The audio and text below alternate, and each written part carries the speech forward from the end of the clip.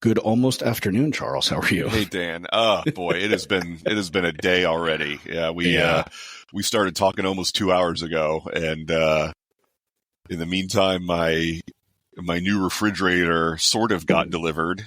I had to order a new refrigerator for my RV because the current one went on the fritz, and ordered a new one from Home Depot, and they delivered the wrong size, and it's too small and useless to me, and now I have to return it and try to find somewhere else to get my refrigerator instead of just waiting for Home Depot to take 4 days to make another attempt at delivering the right one. Yeah, that's got to be tough because I don't think a lot of hardware stores store RV specific refrigerators. Oh, no, it's not like you can roll up to a Lowe's or whatever and go, oh, I'll just pull this one, right? Well, kind of. I'm not replacing it with an RV specific one. I'm using my RV specific one runs off of battery power or 110 AC or liquid propane, and I am replacing it with a refrigerator that just plugs into the wall like a dorm room or an office size refrigerator. Because the three-way refrigerator that I currently have would be $1,500 to replace, which is more than I've spent on a full-size residential refrigerator in my last house. Damn. And I have no interest in spending that amount of money, so I've been looking at compact refrigerators, which are available, but I've already got a certain sized hole in my kitchen cabinetry that it needs to fit in pretty close, not perfectly, but pretty close. And the one that they sent me is too small to fit in that hole. The one that I ordered is pretty close. And the one that I ordered is not one that I can find locally anywhere. So now I have to go back to the drawing board to see, okay, is there some other model that might work for me? Because the one that was supposed to get here today is now still 4 days away. Oof. If I place the order right now, I would not see it until like Tuesday or Wednesday of next week. So you know what? I am frustrated. I've got. I mean, you've seen the fridge in my house. Is that even close to what that the one that's holding up the coffee machine? I have no idea what. Send me the dimensions. I'll measure it. I'm just maybe I could give you a loaner or something. Maybe I would. I'm almost desperate enough to consider that. I mean, look, worst case scenario, you just plug it in and you don't put it in the hole, and you've got a fridge though for however long you need it. I only have some sodas and stuff in there. I mean, Dan, if it doesn't trip, if it doesn't go in the hole, then I have to decide whether to not use my bathroom or not use my bed. Oh, geez. If it goes in the middle of my floor, then I'm effectively cutting off half of the camper. Well, you could probably walk around it somehow, right? It's not that big. I have approximatly 22 inches of floor space to walk around. Okay. I mean, I think we could get like an extension cord or something like that. I don't know. Whatever. But just a thought if you needed to. Extension it to where? I am in a 19-foot trailer. There's no place to put a compact refrigerator except for the hole in the wall that refrigerators go in. Okay. All right. Okay. Fair enough. I keep can forgetting barely push what this it's like in there. chair under my desk. Okay. All right. Everything has to have a very specific place or it's just on the bed. All right. Yeah. Well, this is, I guess this speaks to the RV coach, experience that you've got to basically, it's not like you're living in a huge, trailer. So it doesn't matter what you're trying to move from or move into. Charles can make it work, and he can help you figure it out for sure. So once his RV coaching business is up and running, he's definitely somebody to talk to. So I wish. I think I may remove the current refrigerator today anyway, which is what I was planning on doing because it's doing me no good right now. And drive it to there's a landfill not too far away where one can get rid of appliances. Mm-hmm. But God, what a hassle. This is definitely, I mean, again, the same kind of thing happens to people who live in homes. So it's not like this is a unique experience to me. People have refrigerators that break all the time and they have to replace them. It's just a couple of extra little constraints that are making this a bit difficult. And God, I've been eating like a crazy person the last 5 days. I'm so reliant on dairy with my, with the kind of eating I've been doing, and not being able to have butter and cream and cheese and milk and eggs kept cold. Yeah, I've just been eating out of gas stations and putting on a bunch of water weight like crazy.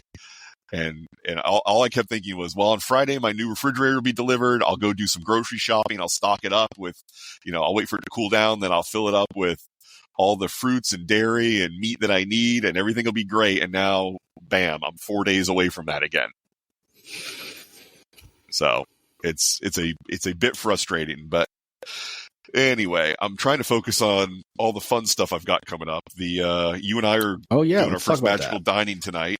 We're going to go to Kabuki Sushi and eat there for dinner.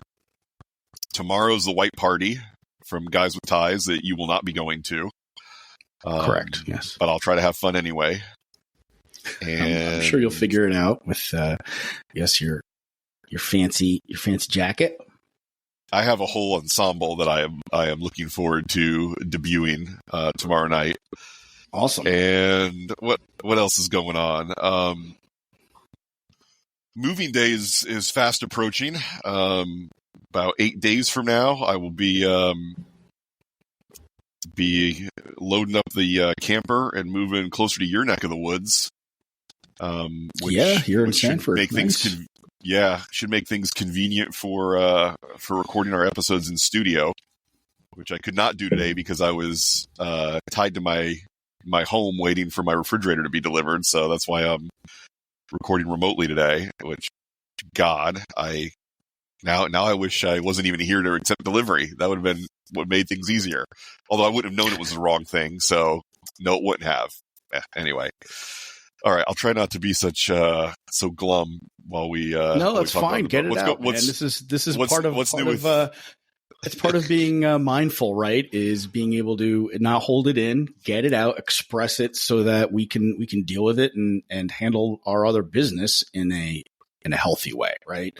Versus letting it fester and letting it mess with our relationships and everything else. So. Yes, I am going to use my positive. This is real, right? This isn't. We're not pretending to be, perfect and happy every time we record this thing, right? So I think this is good. This is good to do. I am using my my app that I use to label my feelings, and I am currently feeling frustrated, and I've been wanting to talk about this app. So I use this app called How We Feel.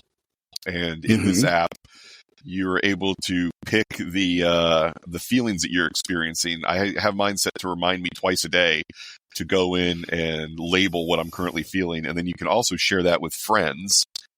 And right now I only have one friend that I share my feelings with, and that's Renata. But I am open to opening this up with our listeners if they had any interest in signing up. Great. And I could share my my code with them. So I will try to remember to put that in the show notes for this episode. Well, share it with me too. It's a free app. Yeah. Okay, I will do that. My okay. So again, the app is called How We Feel. And my code, if you want to write this down, but I'll also put it in the notes. My code is 348292. So if you download and install the How We Feel app and you go to add a friend's code and you type in 348292, then you will get a record of how I'm feeling when I update my app. If I choose to share it with you, which I will, I don't care. I'll share it with anybody. Again, right now I just share it with Renata, and I suspect she doesn't actually look at it anymore because she hasn't mentioned it in quite a few weeks, but I share it with her anyway. Okay. Yeah. Sometimes that's part of the process, as part of the therapy. Being ignored by your therapist? Is that part of the process? Yes, that's exactly right. So no, just getting it Renata, out of your head. Right. Renata, I put suicidal, twice a day for the last 3 weeks, and you haven't mentioned it. Yeah, do a little test and see if she's actually still paying attention, right? Yeah. Exactly. Yeah. You failed. Yeah. So anyway, today's a mixed bag. I'm definitely frustrated over the refrigerator situation, but I am looking forward to dinner tonight. You want to do anything after dinner? You want to go out? We'll see what time it is. We'll play it by ear. Maybe. All right, we're eating dinner at 6:30. That's okay. Which I can. Yeah, I mean, I go out for a couple hours if you want to. Sure. Okay. Yeah. All right. I do have my favorite suit is at the cleaners, and it is ready to pick up today. So if you want to dress up tonight, we can do that. If you don't, I can just throw on a button down and some jeans. What are you feeling? Let me think about that. Yeah. I'm a little bit more leaning towards button down and jeans, but I haven't worn a suit in a while either. So yeah, I don't know how fancy Kabuki Sushi is, but we do have magical dining.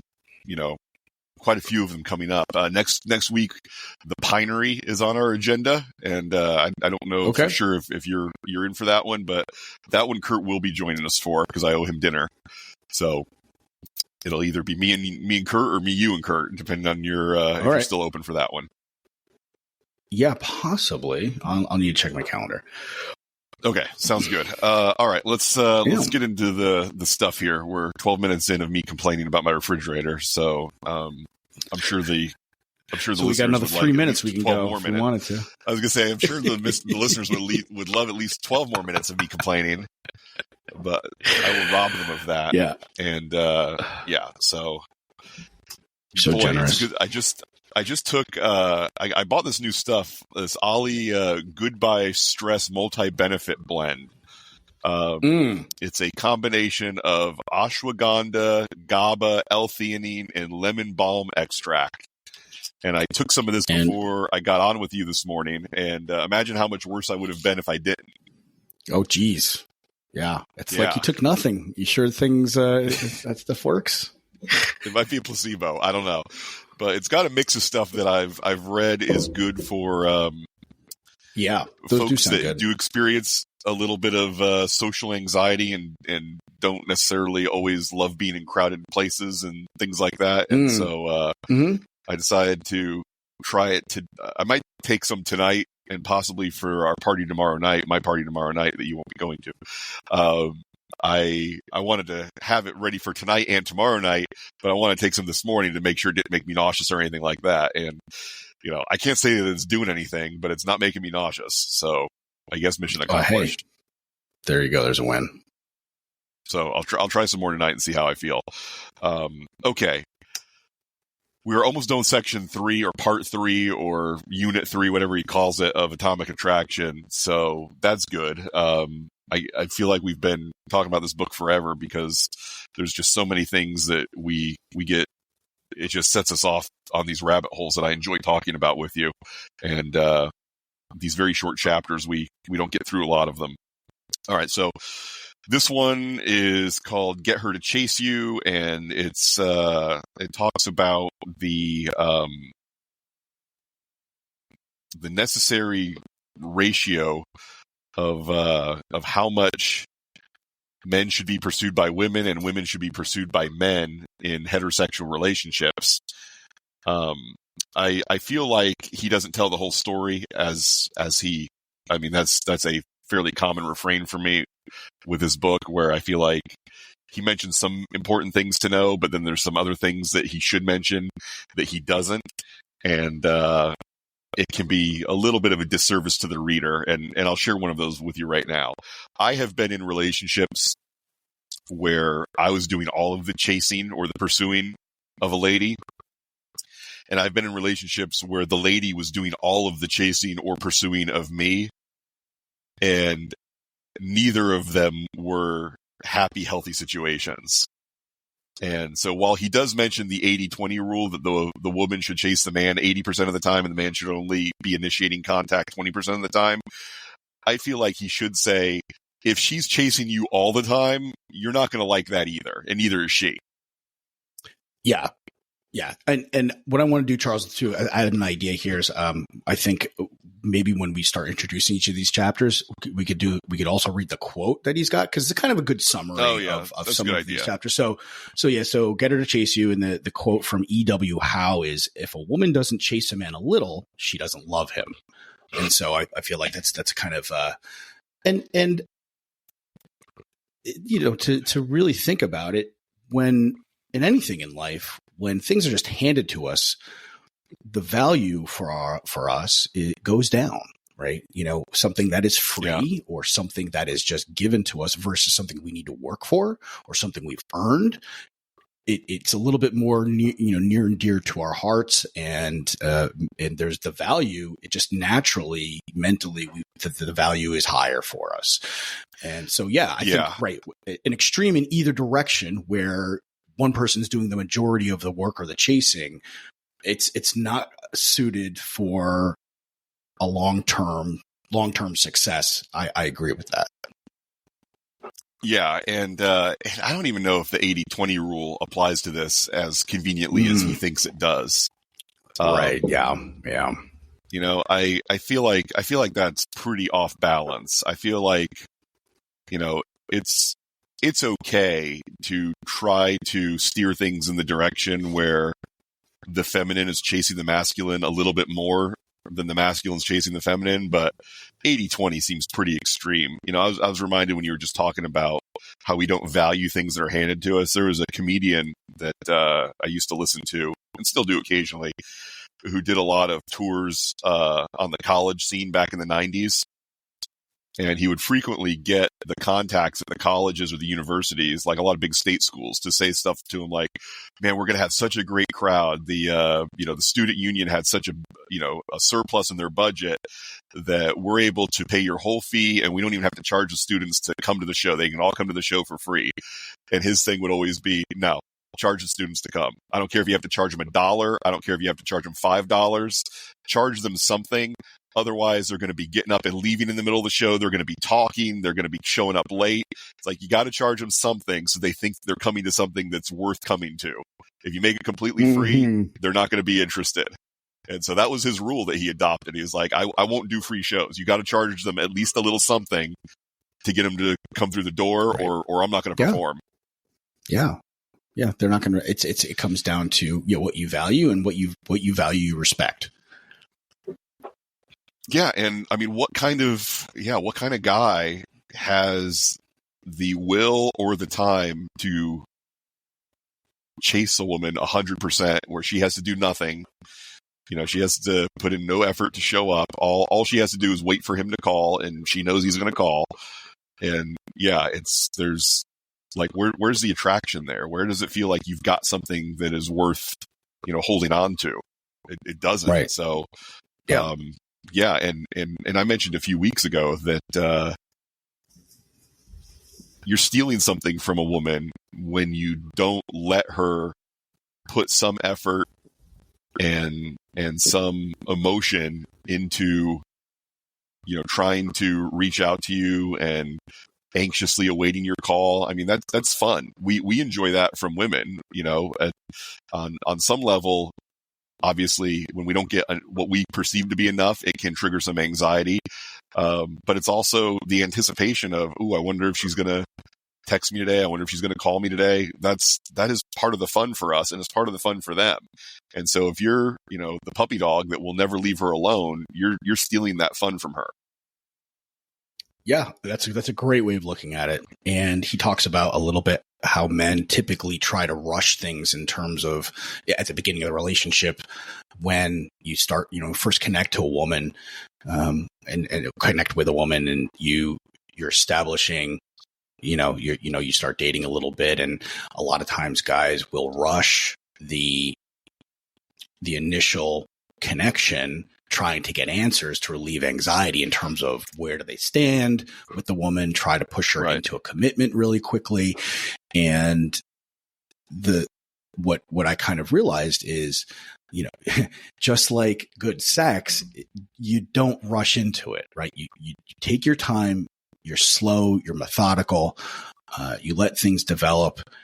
You need to have that tension there. Men need to get more comfortable feeling uncomfortable, needing to basically have that tension and be able to keep that going, because that's where excitement is. And I feel a lot of times, when you see these people who have been married for many years or they're together for many years, and they just look miserable, like sitting at the table. Like I see this all the time, and they're sitting across from each other at a dinner table. Some of these older couples, and they just look miserable. They've been married for many years, and or they're looking at their phones the whole time, and there's no. It's like a couple of friends hanging out or a couple of roommates hanging out, and I never want that. And one of the ways to not do that is to have some sort of tension. To have when both people are just completely relaxed and completely comfortable. There's nothing to feel there. There's no fun. So don't rush into it. Don't try to, so the key here that he talks about here is I feel is just like with sex, you don't rush into having sex with somebody. You do things slowly. Same thing with the relationship. You do things slowly and let that tension build. And, you don't need to get all those answers right away. Have enough other things in your life going on so that you don't need to get that answer. Your mind and your body are going to be so preoccupied with the other things that you have to do. You're not going to have much time to worry about what's going on here. And is she going to be my girlfriend, or is she going to commit to me, or what else is she doing? You build that cake of a life so that you're too busy to worry about those things. Yeah, and that's the thing. You need to have something or multiple somethings where you can say, I mean, number one, you need to be able to notice and acknowledge, okay, I feel myself getting a little preoccupied with thoughts of this woman that I recently met, or I've been on a date with, or I asked out and I'm waiting to hear back from her. So instead of just getting focused on my anxiety of waiting to hear back from her, I should probably spend some time focusing on my career that I love, or this hobby that I enjoy, or my good friends that I enjoy hanging out with, or, my goals in the gym, or, you got to have other stuff that you are so into that it can be a distraction from the thing that's making you anxious. And because, by definition, things that are making you anxious, pointing more anxiety at them is not going to solve the problem. It's not going to make her call you faster. It's not going to make anything good happen. The only thing that, makes something good happen is directing your attention to other worthy things and then letting situations unfold on their own. Yeah. And, by doing these other things, not only are you enriching your own life, figuring out and exploring and getting the experience and the excitement from doing things that you want to do, you now have more things to connect with the person that you're dating or the people that you're dating, because you're doing things and you have now more experiences to talk about, more experiences to share, maybe more, different things to invite them to join you with, versus sitting around and just feeling the anxiety and wondering, hey, where do I stand with this person? You're at that point, then you've got less to offer to somebody else down the road. And you've got less experiences to share. And it's the same concept where a lot of times people are like, oh, I'm looking for my, my better half, or I'm looking for, you complete me, and these types of situations where I feel like it's the mindset of, I am losing my individual identity and she's losing her identity, and we're forming one identity. And to me, that's terrifying. It's like, oh my God, it's so boring. Like, if you're spending all the time with that one person, you've got nothing to share. You've got nothing to talk about. You're doing the same things. You're the same person. Now, yeah, doing that a little bit is fine, but all the time, to me, that's why, you want to, well, yeah, I mean, it's also a way to talk right? And it's easy. Yeah. I mean, it is, yes, yes and no. I mean, it's a way to really talk yourself into the stakes for any particular relationship being so high. I mean, if you're walking around with the mindset that, you are an incomplete entity until you meet the right girl or the right guy or whatever, then every time you meet a new person that you're slightly interested in, you're thinking, oh boy, this better be the person that's going to, provide me with the thing that I'm missing when I'm on my own. That's a high bar to set too. Yeah. That's a really high standard. Absolutely. It's a high bar to set. And it's like, you're accepting this presupposition that you by yourself is not enough. And so you're out there looking for, okay, I am this handicapped being right now because I'm missing something that can make me what I'm supposed to be. And without this person that I've yet to meet, I don't have it. So it's like, yeah, every interaction you go into that could have any kind of romantic undertone, you're like, I really hope this is the one that can make me complete. Yeah. I mean, geez, what a bunch of expectation and pressure to put on yourself and the stranger who has no idea that this is going on in your head. Yeah, you're coming from a place of lack. You're saying, "Hey, look, I need something from you, right? So be with me, but I need to take something from you because I'm missing something." Versus, "Hey, I'm going to offer you something. I'm inviting you to join me in this wonderful life that I've got. I'm providing value versus I'm asking for value." And I mean, if you've done any type of life, online in terms of marketing and things, when a company wants like your email address, you're not just going to give it to them for nothing. They give you something first. All the successful marketing campaigns, they offer you some sort of value, whether that comes in for information, a free sample, whatever that is, before they ask for something back from you. And it comes down to just human nature. It's, you want to be with something, you want to interact with something that's going to provide you value. Otherwise, why would you do it? And so it doesn't make any sense to do that in terms of a relationship either. Yeah. And so, I mean, one of the other things that, you can have to distract you from the anxiety that would lead you to, chase a woman too hard in the early stages of the relationship is other women.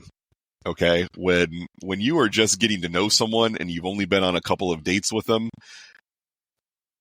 people can disagree with this and everybody is welcome to their own opinion. But when you're very early, I see dating as a funnel system, just like sales, where the top of the funnel should be wide and the bottom of the funnel should be narrow. And if you are just to the point where you've asked a girl out or you've been on one date with her, she should not be the only romantic interest in your life, in my opinion. Because if she is, you are going to hyperfixate on her and sort of automatically look at her as, okay, she's my only prospect. She's the only solid lead I have on a romantic future.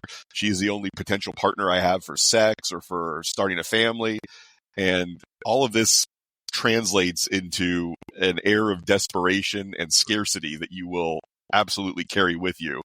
And so, again, this is not the same as, I'm not saying, you should be polyamorous, you need to be, have multiple girlfriends, or you should have multiple wives or anything like that. I'm just saying, if there is a girl who's on your radar, you have some interest in her, you'd like to date her, maybe you've gone out once, that in and of itself is not a reason to not have any other interactions with women that could turn out to be romantic.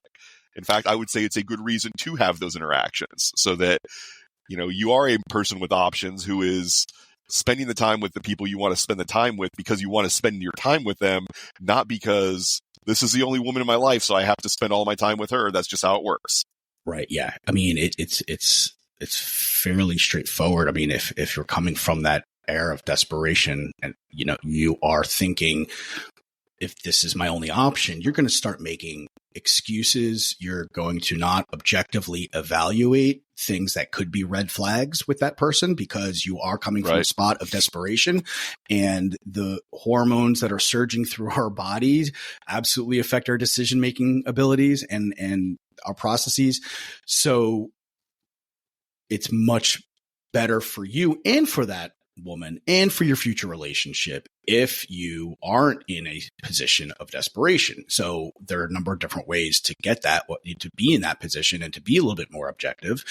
And one of them is to date multiple people at the same time. And I think it's, we were listening to, another audio book and what he had said, which was interesting, is if you think about the perspective, is a lot of women they might only date one guy at a time, but they typically have a much larger funnel, if you will, a selection of guys who are very quick and very quick to go on dates with them and take them out. And that's obvious by looking at any of the dating apps, how many the experience of a typical woman versus a typical guy in terms of how many people they have to choose from. It's 10, 20, 30, hundreds of times different in terms of the volume of selection that they have versus a guy. So they always have a steady pool of men, or most of them have a steady pool of men to pull from whenever they want to. And that removes their desperation. I think it also helps them move a little bit slower and become a little bit more cautious. And because they know they've got a lot of options, they know they're not operating, at least at the beginning of the relationship, from a spot of desperation. So they can be a little bit more objective. They can take their time and really feel guys out. They can test for the characteristics and traits in men that they're looking for. And men don't typically have that type of situation. So what we can do is, as long as we're honest and communicating the truth, and we're not doing something that we're not saying that we're saying we're not doing, date multiple women and on a casual basis in order to stay, objective and properly evaluate the relationships and people's characteristics and their true nature and see how they operate in different situations. And that kind of levels things out in terms of, I don't want to say like a playing field, but it helps both people come from a position of mentally being able to make the best decisions for themselves, for the partner, and for their future relationship. Right. And like you said, I mean, being honest is a big part of that, where, if you're doing this in a way where you're not honest about, you're seeing other girls, if you're having sex with other girls, I mean, you should be disclosing this to all the parties concerned and be doing it above board, not hiding it from people, because, again, there's nothing that really displays weakness of will and weakness of character like lying. That's basically saying, I can't accept you knowing reality as reality really is, so I have to hide it from you because I'm not strong enough to handle you knowing the truth. That is absolutely not acceptable, and we're not advocating for that. But yeah, and again, you can date multiple women without going to bed with them. I mean, you can have women that are your platonic friends that you hang out with. You can have women that are sort of romantic, but you're just not sleeping with them. There's a lot of options here. And as long as you're being honest with everybody, there's not a problem with any of them.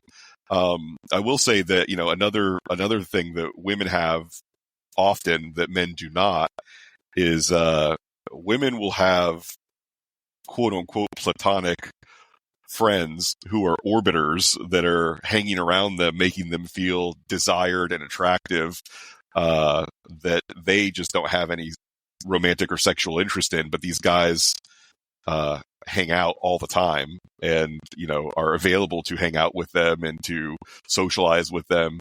And they always have these guys, most women I've known that are attractive, and I pretty much only hang out with women that are attractive, at least on some level. They will have male friends that are happy to hang out with them, spend time with them, go out to dinner with them, and things like that. And, some women kid themselves about the nature of that relationship, and some women recognize exactly what it is. The joke that I saw in some movie or TV show was, oh, I'm sure that, your friend Steve has a big fat crush on you. I'm sure he'd love to date you.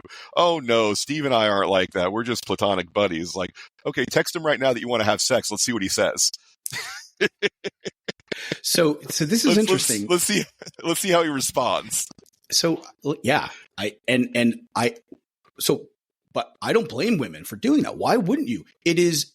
Now, as long as you're clear with them and the conversation has been established where, no, I just think of you as a friend, right? As long as that's been clear, same thing here applies to women. I feel with these orbiters is I have no problem with women having these orbiters and these friends, as long as they've been clear with these guys and said, hey, listen, you know what? I look at you as a brother. I look at you as a friend. I'm not interested in you in a sexual way. And, I'm totally cool having dinner together and communicating and things like that. Right. I think as long as it's been communicated, I think that's fine, because why wouldn't you want to have people who make you feel good about yourself in your life? Right. And again, this is where it can be a little complicated, because if your actions are acting a little bit different than what you're communicating verbally, things can get a little bit messy for sure. But that to me is kind of like they're kind of doing what we were just talking about, where they're dating multiple people at the same time. They just might not be sexual with them, but they are dating them. And because they have these friends that they're seeing, orbiters or whoever that is, they've got enough other things in their life to keep them busy, keep them interested, keep them interesting by having these different experiences to be able to share with whoever they end up getting romantic with, but also allows them to then really kind of take their time as they're getting to know new guys that they might be interested in a romantic setting, right? And be able to go slowly with them and really evaluate the guy and see how he acts in different situations. So I feel like it's just not called dating, but it kind of is, right? Right. Yeah. And I would say, once you get to the point where you're in a committed monogamous relationship with someone, I don't want you and your orbiters hanging out anymore after you and I are committed. I don't want people in your life that are just hoping and praying that our relationship fails so that they can get another shot. And as long as you communicate that, Charles, right? I mean, you've got every right to get exactly the kind of relationship that you want, as long as that's communicated and it's not like a covert contract where, I've stopped talking to all the other single women in my life.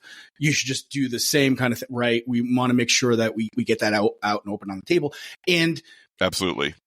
And, the other piece here is we need to, same thing with having that sometimes very difficult, uncomfortable conversation with somebody when they say, hey, are you seeing other people? And you need to be honest with them about that.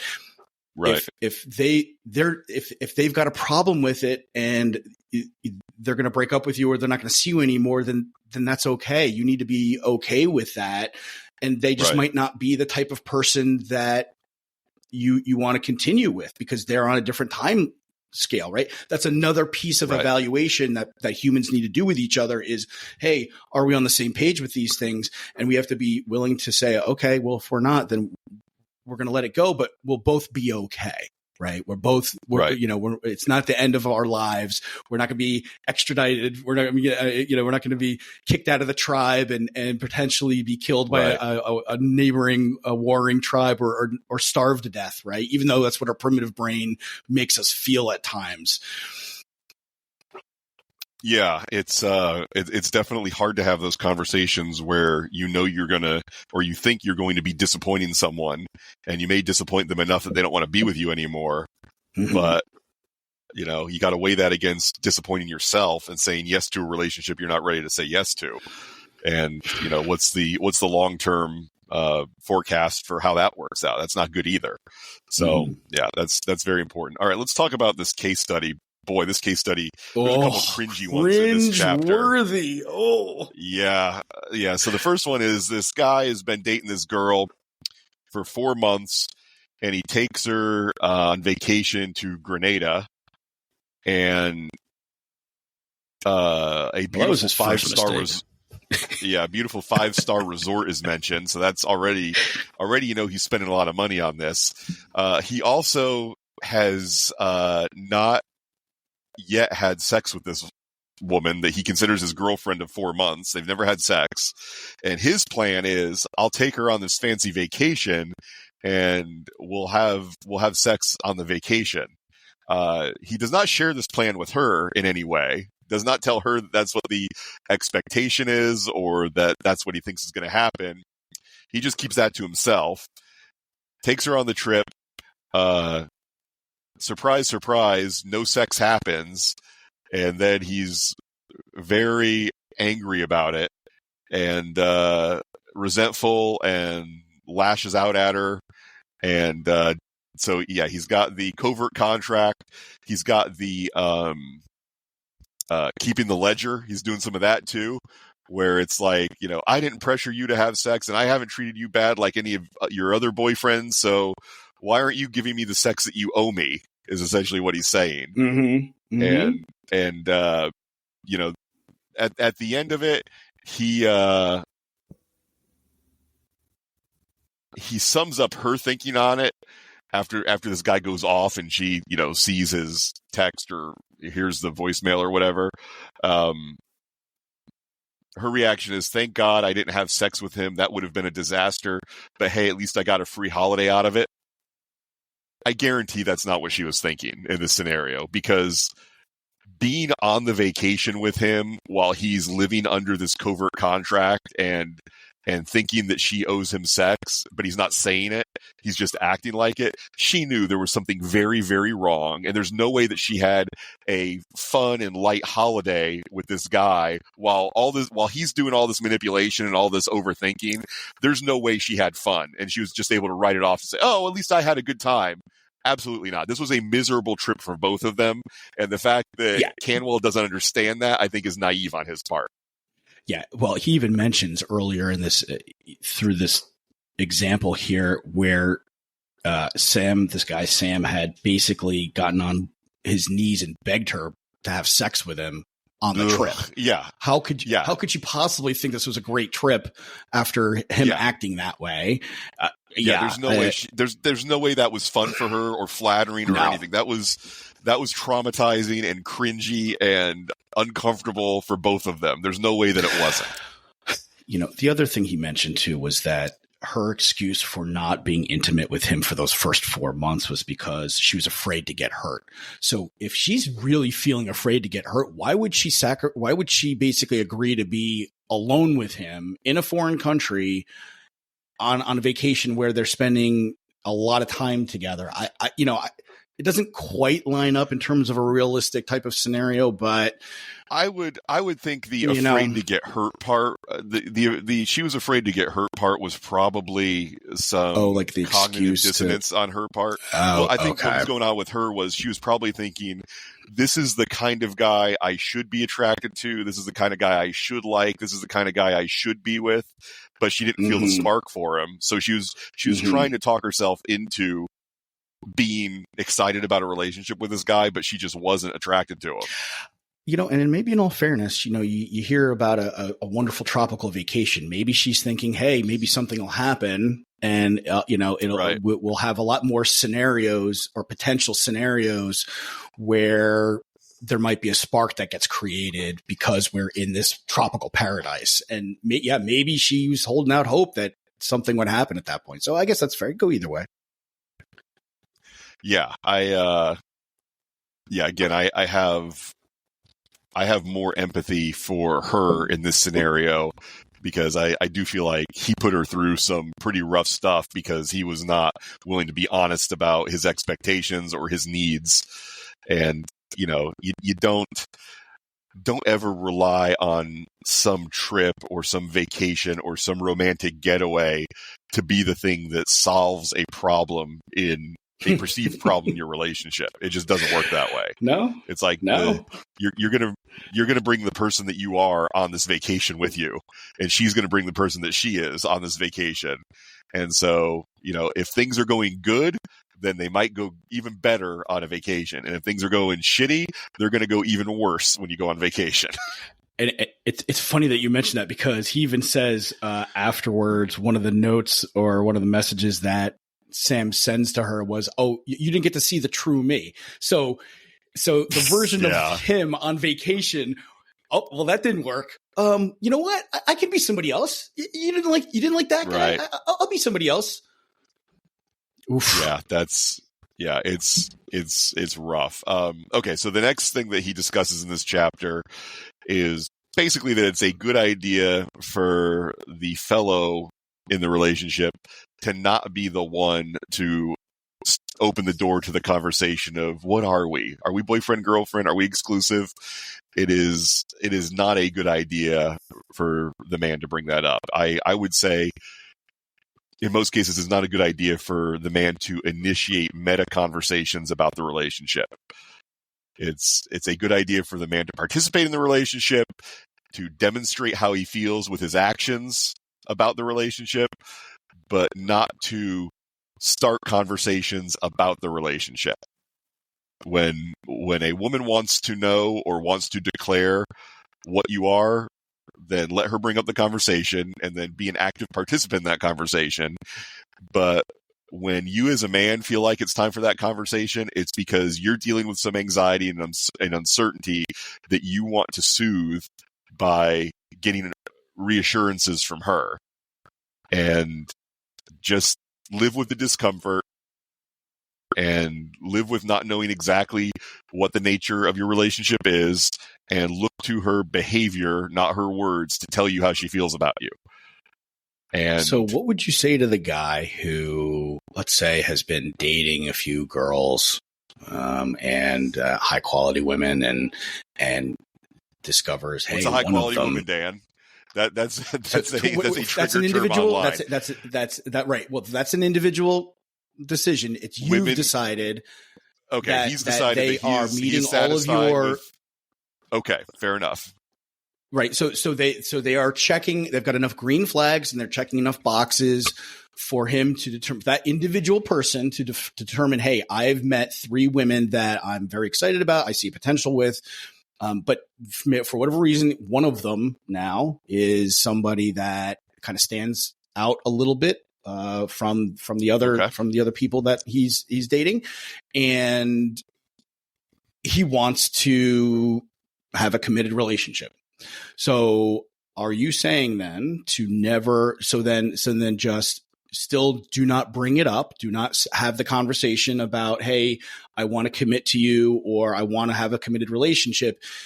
Are we saying here, if it's the right woman and you are being your true self and you are expressing to her in your actions that you are looking for some sort of commitment and she's not picking up what you're putting down, then she might not be the one.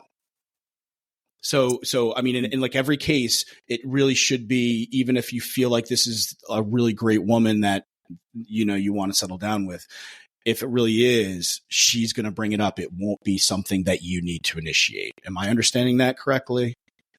I'm trying to think of a scenario where it would be a good idea for the man to do that. Because this kind of really flies in the face of the whole process that we've been, inundated with, which is, the man is always pursuing the woman. The man proposes to the woman, gets down on one knee for marriage. The man is taking and initiating and taking the lead in these relationships and things, right? There's a lot of influence that we have from people in society that is a typical, common, expected way for a man and woman to get together.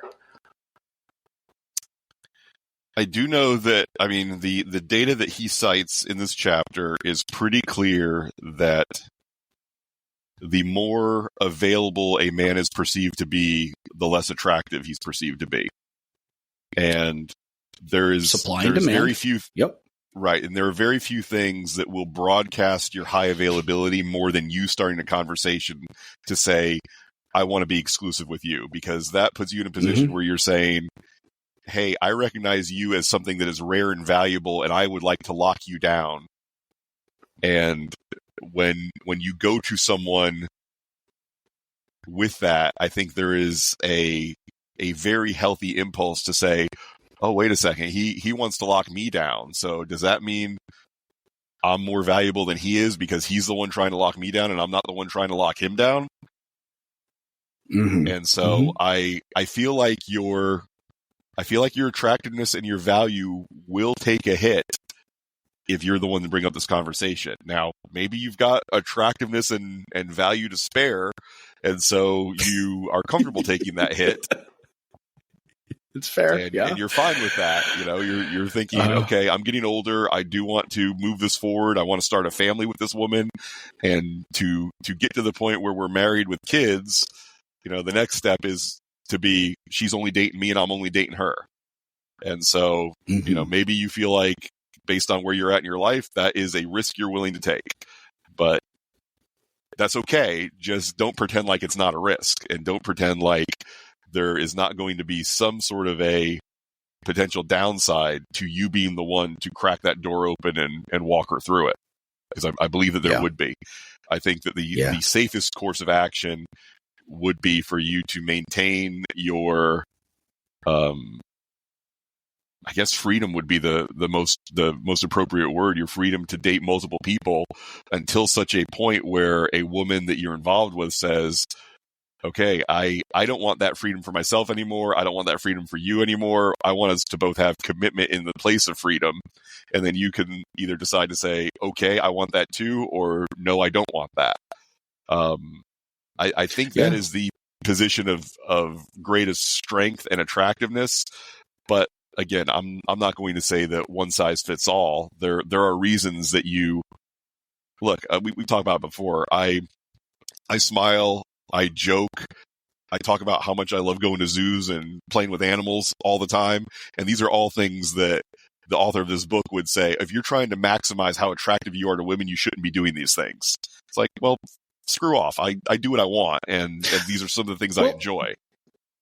I mean, I don't know if you would say that because, you know, part of the attractiveness is that you own it and that you aren't ashamed of it. And it's not making you don't, you know what I'm saying? Okay. Maybe they're not stereotypical manly, you know, type of activities to do, but you know, if you know, I feel like if you thoroughly enjoy it and it is part of who you are and you own it and you're not ashamed of it, that is in and of itself is attractive. And you're right, but that's not what he says. So the author of this book, this guy doesn't put his thoughts across just by writing his words down on the page. When he chooses what studies to include in his book, that is also a way that he puts forth his philosophies. And the fact that, you know, he puts in a study that says men who are not kind to their waiters are more attractive than men who are. You know, guys who say please and thank you are not as attractive. Guys who put their cigarettes out on the floor instead of putting them in an ashtray are judged to be more attractive. The fact that he chooses to put those in his book, that means something about what he thinks about the world. Okay, so I think we need to put a little bit of a disclaimer and a context around those, because my understanding, the way I took that was these were men that were not known. These were strangers in the study, and I could be wrong, but I thought what they were just scenes that women were watching, and these were strangers, and it wasn't necessarily somebody that they are dating, or are familiar with already. So I think that's true. Where he was coming from was he was showing that being powerful and showing signs of somebody who's important and powerful, and unfortunately in a really shitty way, that is typically more, without knowing anything else about the person, that is typically been shown to be a little bit more attractive on the surface. Now, again, somebody who behaves that way in a relationship, right, and is a dick to waiters, or, you know, puts out cigarettes on the floor, I can't imagine a quality woman putting up with that in terms of, or thinking that's attractive after, like, when they're on a date with that person and trying to get to know that person. Because I feel like the risk then of being socially, because by continuing to act that way, I feel like you're displaying a lack of social awareness, and we know that's very important in terms of being attractive and being able to provide a healthy and safe environment for any type of relationship, right? So I think on a surface level, maybe, that's the way I kind of looked at it, as a real surface level type of attraction, and not, hey, this is the way you behave and maintain attraction, right? Yeah, but I mean, here's the thing though. I mean, maybe I'm just being cynical. This is a how-to book written for men and sold to men who are not good at getting women. And fair. So they're reading this book thinking, how do I need to act? How do I need to dress? What cologne do I need to wear? How do I need to talk to women? How do I need to be to get the women that I want? And they're going to they're going to see these examples that he's chosen to put in his book and think, okay, well, this is what I need to do. If I stop saying thank you to my servers, then maybe the girl on the other side of the coffee shop will look at me and think I'm attractive. If nothing else, it's confusing. Absolutely. Yeah. Yeah. And look, I mean, right. Yeah. The thing you've got to do as a man, no matter what your goals are, you got to decide who you are, what you're comfortable with, and how you believe a person's supposed to conduct themselves. And I mean, I don't care if, you could guarantee me that Gal Gadot and Margot Robbie would be chasing me down the street. I'm not going to start being rude to servers, because that's not who I am. And so I don't care what the prize is that I could potentially get by behavior that I find unacceptable. I'm not going to act that way no matter what you promise me. So here's another thing that I think makes it confusing, but possibly another way to look at this is he put in those specifically shocking type of studies to help people, men maybe, mostly, break free of some of our really long-standing preconceived ideas around human relations and interactions and things, because we're still talking about it, so it was a kind of like an awakening. Hey, wait a minute. Maybe I don't have it all figured out. Maybe there's some information, or maybe there's some psychology that I'm not familiar with. And I'm not saying it's clear, but maybe it's kind of hey, now that I realize I could be wrong about something, maybe I'm a little bit more open to hearing other concepts that I might have thought one way about. And now I'm going to reconsider because, hey, I didn't, that's crazy to me, well, maybe I don't have it all figured out. Yeah, I hope so. I'm just throwing it out there. I hope that's the impact that it has. It feels more likely that it contributes to the false narrative that you have to either be a nice guy or you have to be an asshole. Either you're a lonely nice guy, or you're an asshole that gets all the ladies.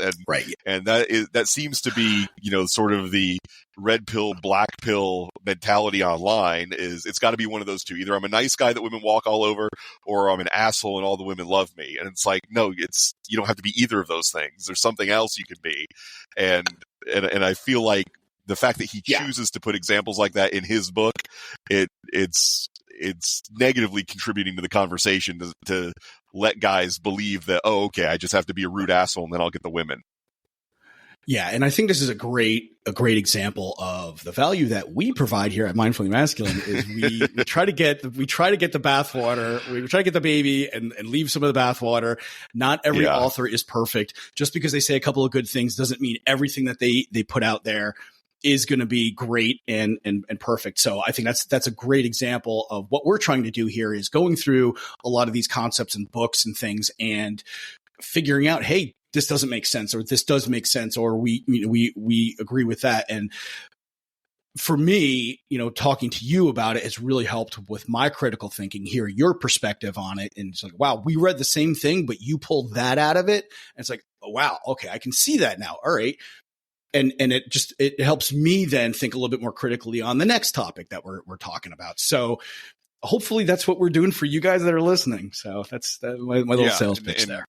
Yeah, I enjoy getting in, because again, I don't look at any of these books, and I mean I have a very strong what's the word? I am not a a person that likes to go along with anybody. I'm not somebody who signs on for a tribe, whether we're talking about politics or an author or I'm disagreeable. Generally, I am always looking for okay, I like what this person has to say, but what are the things that they're saying that I don't like? And I'm kind of, my focus is always drawn to okay, what do I disagree with this person about? I like this, but what about this?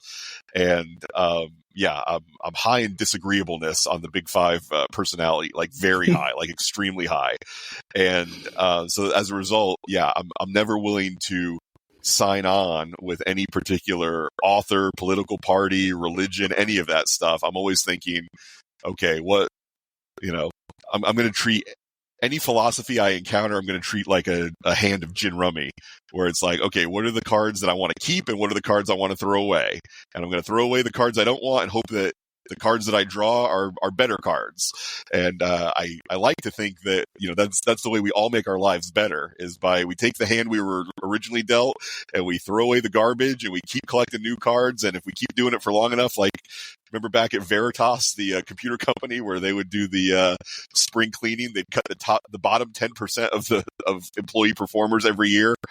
And the idea was, if you keep cutting the bottom 10%, you're going to have a better company year after year. And I try to do that when it comes to philosophy and ideas as well. And I'm sure there's a few bad ideas that have stuck around longer than they should have, but I'm trying to cut the dead weight philosophically out of my life as quickly as I can. I like it. I like that analogy. All right, so let's. I think that's about where I wanted to stop with this chapter as far as chasing. Don't rob women of the pleasure that they get in chasing down a man that they perceive to be valuable and rare, and don't give away too much of yourself, and don't chase for commitment, and don't chase for relationships. Chase for good times with interesting people. I mean, make good times, make fun dates happen with women that you find interesting and attractive, but don't go into it thinking, if I have 3 really good dates, then when I ask her to be my girlfriend, she'll have to say yes. That is not the mindset that's going to lead you into the relationships you want to be in. Just focus on having good, fun, connected times with people you enjoy being around, and the commitment side of it will take care of itself. Yeah, that's good. It's a great summary.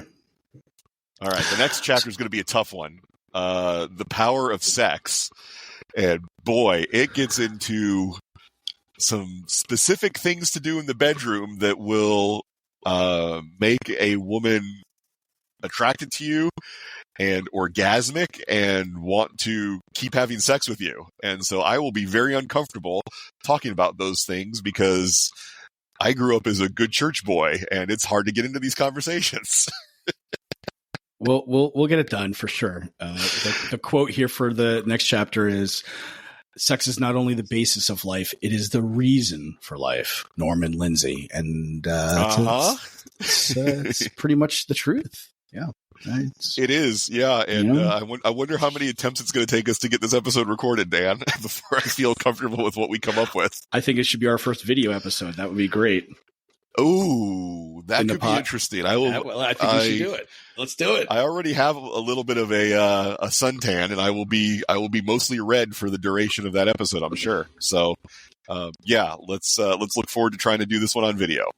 All right, that's great. I think that would be a perfect first video in the studio chapter. All right, I will try to remember to put my application code in the show notes, so that if you guys want to join me on the How We Feel app, you can. And I think it's great. I think being able to label how you're feeling is an important step that a lot of us guys were never taught, and I think being able to, it's got a great interface for scrolling through and finding the emotion that you're currently feeling. It's also got a search engine, so you can just start typing.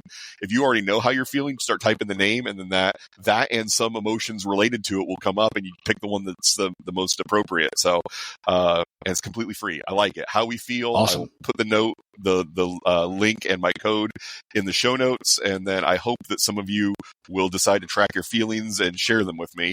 I will probably not respond to how you're feeling, but I will look at it and notice it. So there you go. All right, sir. All right. Talk to you later, Dan. I'll see you at dinner tonight. Sounds good. Have a good one. Bye-bye. All right. Bye.